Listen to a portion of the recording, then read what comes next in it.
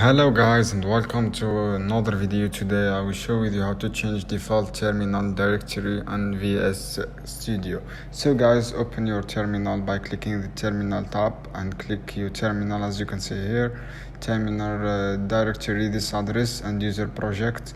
Now simply click file tab on upper the corner, click on the preference, and after that click on setting, as you can see here, and search for setting by write this command guys, terminal.integrated.cwd.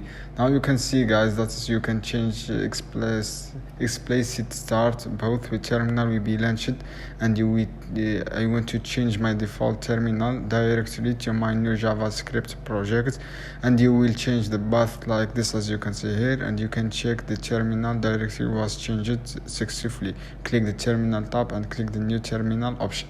So guys, I hope this video helpful for you, and don't forget to subscribe, like, share this video for more content. See you on another video soon. Keep watching guys.